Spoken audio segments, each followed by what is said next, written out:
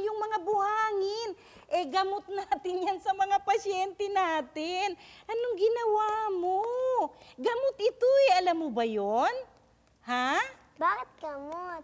Kasi pag nainitan ang mga buhangin, pwede nilang ilubog ang mga kamay nila at yung init na yon magmamigrate dun sa affected area at mag-i-induce ng circulation. So explain natin mga kapatid ha, bakit po ang simpleng buhangin ay maaaring makatulong sa mga pasyenteng namamanhid. No?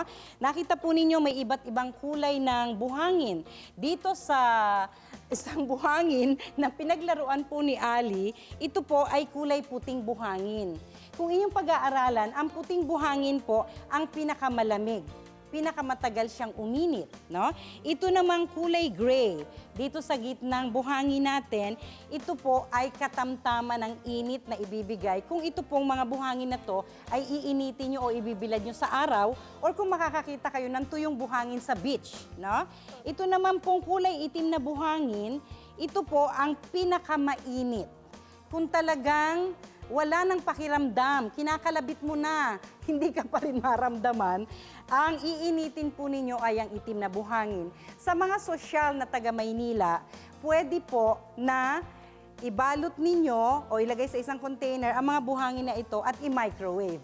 Pero para sa mga walang microwave oven at malayo po sa beach o anumang dagat, pwede po kayong mag-harvest ng buhangin na gusto ninyo. Yung hindi masyadong mainit, yung katamtaman ng init o yung pinakamainit. At ito po ay ilalagay nyo sa planggana na tingga or metal na planggana, ilagay nyo lang po sa isang sulok o kaya sa bubong. Basta kung saang lugar na aarawan para uminit po ang mga buhangin na ito. Ngayon, kung ang problema po ay ang paa, so ilulubog nyo po sa maraming mainit na buhangin ang inyong paa para matulungan na ito ay makaramdam. Pag kamay, di kamay po ang inyong ibabaon dun sa buhangin.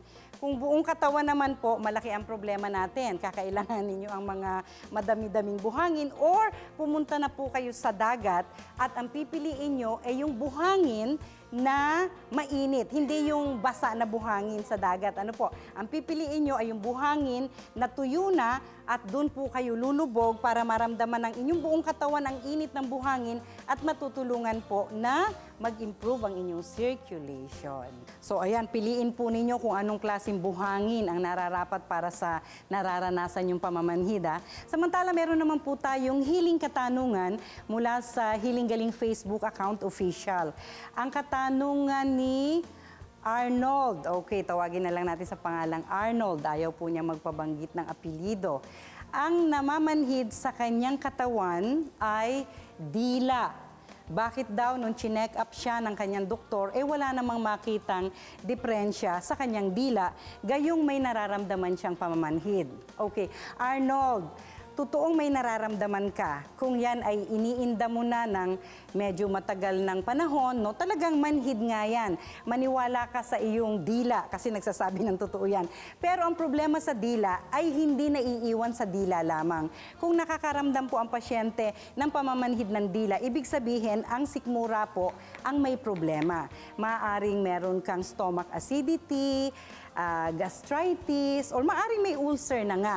So kasabay ng pagsasaayos mo sa pamamanhid ng dila, dapat aayusin mo rin yung sikmura. At isa sa mga makakatulong dyan ay ang dahon ng bayabas, yung ating tinuturo na very alkaline na herbal medicine, ang mga usbong ng dahon ng bayabas o yung malalaking dahon ng bayabas. No? Ang malalaking dahon ng bayabas, kailangan mo yung mga 10 malalaking dahon or kung mas maliit ito, mga 15 hanggang 20 dahon ng bayabas, nalilinisan mo mabuti at pakukuluan mo sa 4 na basong tubig. At yun na muna ang iinumin mo ng mainit-init. Lalagay mo sa termos, iinumin mo ng mainit-init yon para matulungan yung sikmura mo na guminhawa. At kung meron kang healing oil, yung ating Healing Galing oil na yan, iwa-warm compress mo lang ang sikmura at pabilog mong isi-stimulate ang healing oil habang may nararamdaman ka. Pero kung tuloy-tuloy pa rin ang pagkain mo ng mga pagkaing mataas sa acidity, yung mga paborito nating sinigang, paksiw, kinilaw, magiging tuloy-tuloy pa rin ang kondisyon ng iyong stomach. So, magpahinga ka muna doon. Mag-file ka ng leave sa mga pagkaing acidic, no? At more on alkaline diet ka muna. Mga lutong nilaga, lutong tinola, mga bulanglang, basta't walang asim, no? At eventually, habang ginagawa mo yung mga tinuro ko sa'yo, mararamdaman mo na mawawala yung pamamanhid ng dila dahil naayos na ang problema ng sikmura. Directly connected kasi ang dila dito sa ating stomach. Okay, sana po ay nasagot ko ang inyong katanungan. Magbabalik ang Hiling Galing. Isang hiling katanungan mula sa kapatid natin sa Saudi Arabia ang sasagutin ni Dr. E sa pagbabalik ng Hiling Galing.